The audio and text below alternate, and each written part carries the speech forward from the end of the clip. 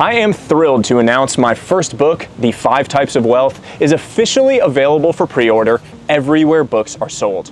I've been working on this thing in the dark for the last 3 years, and I am so excited to finally be able to share it with all of you. So, what is The 5 Types of Wealth all about? First, it's realizing a harsh truth. You've been lied to.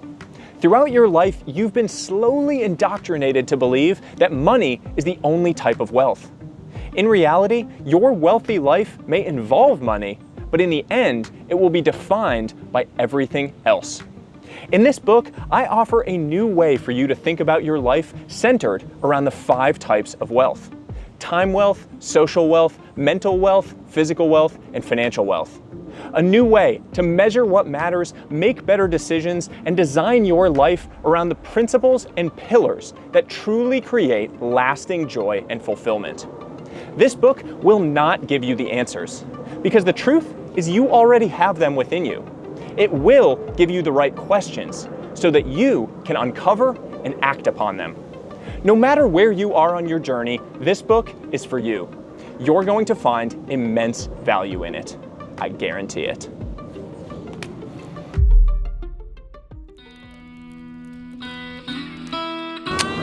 God damn, it's hot. Better shut up and get it done, bro. It's hot. It's hot. It's hot up in here. In planes, man. We got everyone deciding they want to land at LaGuardia right now. That's what's happening. Every single person is landing at LaGuardia right as we decided we wanted to film. Are you recording? Yeah. Okay, cool. To understand why this is such a big deal to me, that this is finally ready, that I'm finally able to announce it, you honestly have to rewind the clock. 3 years ago, my life was very different than it is today.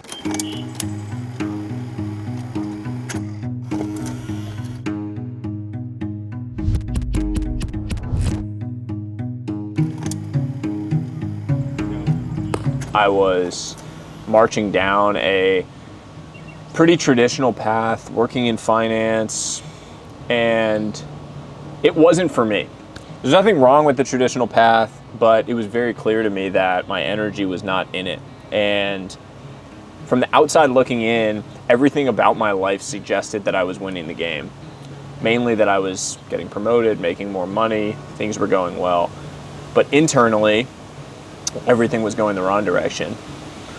My health was suffering, I was overweight. My relationship with my wife, with the people that I care about most, that was suffering. My mental health was way off. There were just so many things about my life that were out of whack, disjointed. And I started to think that if I was winning the game, if that was what people thought winning the game looked like, that I was playing the wrong game. And the journey from that point to where we are today is really what has kind of come through in this book for me. It's my own personal journey that had led me to this framework, to this idea that wealth is about so much more than money. And the book is not about me. It's about that framework and that idea. But living it over the last 3 years comes out on the pages of this, because I tell so many stories of real people that I've interacted with on that journey, real people that reached out to me in response to my newsletter, in response to things that I wrote and put out over the last few years. And that connection and that real human personal touch and feel was what made this process so meaningful to me, and was what made it such a special journey, and one that I'm so excited to now just be starting as I release it out into the world. So I really just feel lucky, and I feel grateful for what this journey has been like, where we are today, and really feeling like releasing it is like putting myself back at the starting line to start this journey all over again, to be able to share it, to be able to see how people that read this book connect with the ideas, how it leads them to make changes in their own life, to ask questions, to interact with people, to take that tiny step that creates the ripple in their life that's going to be the thing that they look back on later and say, that was the moment that my entire life changed, in the same way that I feel I had that. So I'm just so excited. I feel really lucky. It's taken forever. every single deadline was missed along the way because I never felt like the book was actually ready for prime time, ready to create the value in the world that I really thought it was capable of creating for all of you.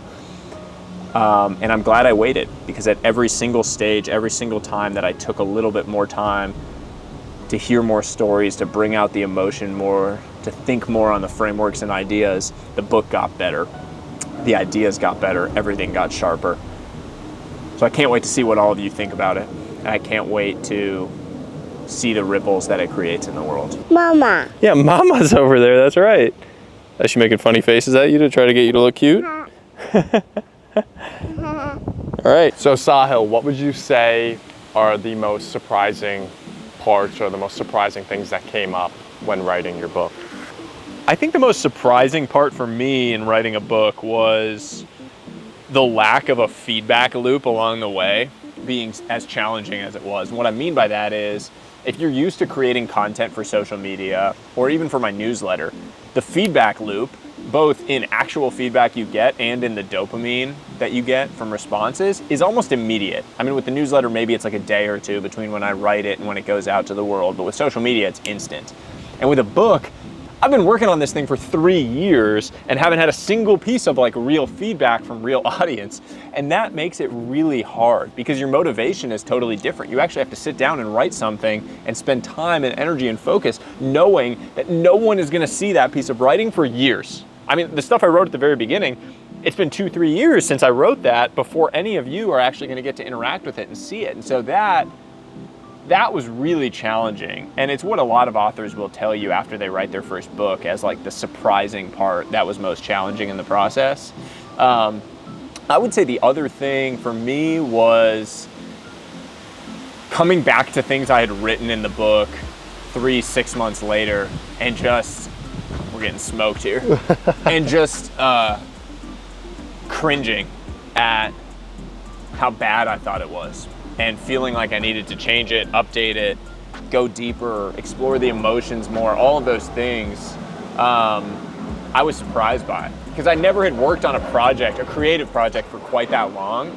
And so there's just so much where you create something and then you're coming back to it 3 or 6 months later, and it's not that the work was bad, it's that you are better. And so your definition of what great is has fundamentally changed. It's totally different than what it was when you were writing that, because you're a different person now. It's sort of like it's a metaphor for progress in life. Like if you ever feel like you're stuck in a rut, go back and look at something you did 6 months ago and you'll immediately cringe. You'll recognize how much you have grown. So even when it feels like you're static, even when it feels like you're not making progress, think about what your habits, behaviors, and output looked like 6 months ago, and I guarantee you'll immediately see and feel that you have made progress over that period. And I felt that in spades when it came to the book process. Yeah. Oh, is this a bee? No, it's a stick. Stick. You like that? B. No, it's a stick. Whoa! All right, Roman, you're gonna do an ad for Topo Chico. Topo Chico ad. See. So what would you say drove you to write this particular book? I feel like for me, the ideas in this book have been so impactful in helping me change my own life that I felt compelled to share those with the world. This is not like something academic to me. This isn't, something I read about. Like this is what allowed me to change my own life and to create those positive ripples that have led me into this world that I feel really lucky to live in. And so I wanted to share that with the world because I know that for a lot of people out there, it's going to do the same thing if they read it and they take action.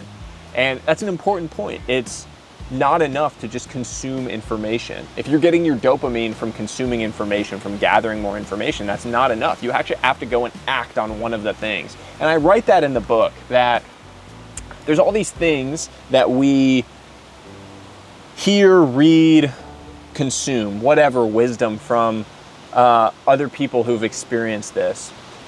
And we hear it and we nod our heads and we say, wow, that's amazing. And we say, oh, that would change my life. And then you go back and you keep living the same damn way you were before.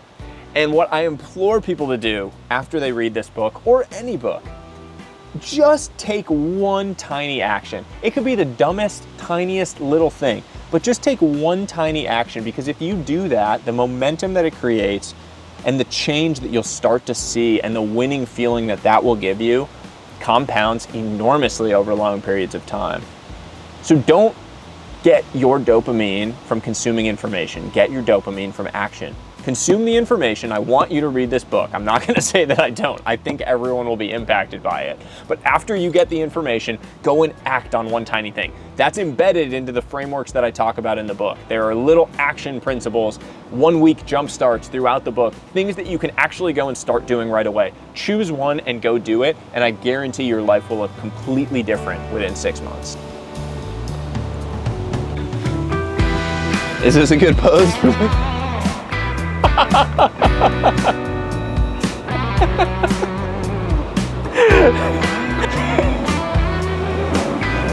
So Sahil, throughout the process of writing this book, did you ever get moments of imposter syndrome? Yes. Throughout. I mean, I still feel an enormous amount of imposter syndrome with publishing it. And I have to constantly remind myself that nobody knows what they're doing. And the best people in the world are the ones who have no idea what they're doing, but they just continue doing. And that's really how I felt about this. It's like, at some point you have to ask, why not me?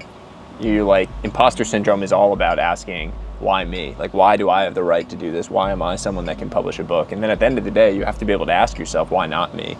Why can't I be the type of person that does that? You know, anyone that wrote a book, they weren't an author until they published something. So take that first step, take that leap. And I'm terrified to have it out in the world. I'm not going to read any of the reviews because it's so scary to me that you work 3 years on something and then someone can sit down in 2 seconds and trash it. But I genuinely think it's going to create a lot of value for people that are out there that read it. So what would you say your favorite part of this book is? Oh, that's tough. There are a handful of stories from real people, real readers of my work, that knocked me completely off my feet. People who have experienced unbelievable, traumatic, terrible things and found their way to an incredible life on the other end of it. And those stories carry so much power and wisdom in them that telling them felt like a privilege to me. Sharing those stories that haven't been shared before publicly felt like a real privilege and a real responsibility to me to do justice by it for these individuals who had opened up and been vulnerable enough to do that and to share their words with me. So I really just I felt lucky to be able to do that, and I'm excited for people to interact with those, to be inspired by those. I mean, my favorite part of the writing was getting to just talk to thousands of people over the last few years, to just hear about their stories, how they've defined wealth for themselves in a different way than what society and culture wants you to, and how that has led to incredible joys and fruits along the way. All right, that's a wrap.